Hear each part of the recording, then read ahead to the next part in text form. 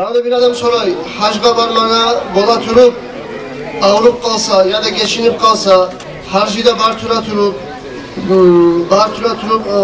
hacga baktırsa başka adamını, şu başka adam kılgan hac, şu olgen işi yazılacak mı de bayta?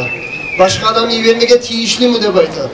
Kardeşlerim şolay masallar kop bolu, haliki zamanla adamlar şu hacdan biraz bey kantavalanan adamlar kop. Ne gel dese, men olgen zamanla buna hana 100 bin, 200 bin manat harclarsız, hayvanalarsız, malalarsız, ola yetersiz, bu yetersiz de olgen zamanla harclamaga akçacı ya. Bu saat sav zamanından akçası var tura turup hac borç bolgan zamanla hacın kılmayı parakat toplayıp. Kardeşlerim hac İslam dininin 5 rüknüsü varsa 5. rüknüsü.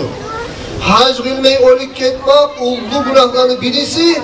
Hac kılmayan adam olegen zamanla suyamışsa ne de elmeli olup ne de cuhut bolup ölçüsündeki payfanlar. Çünkü da korkunç var. Özellikle kardeşlerim cihilgen akçakızda varırsa, ata-analarımızın cihilgen akçası harcı, bir samada hacga varıp bularçakı gücü çatıp hac kılmayı koyduğumuzda şu ata-anası dünyadan getken sonradan uyların varisine paydağın çağa başlayıp hac kılmaya iyi vertigiz. Bilanın vakileti iyi verigiz, hac kılsın, kılmayı koyup Allah'ın adına kılınmadan hacban ile türüp kalmaktan Allah saklasın. Allah azap olacak olgelilere hac kılmayı türüp gettin Musa.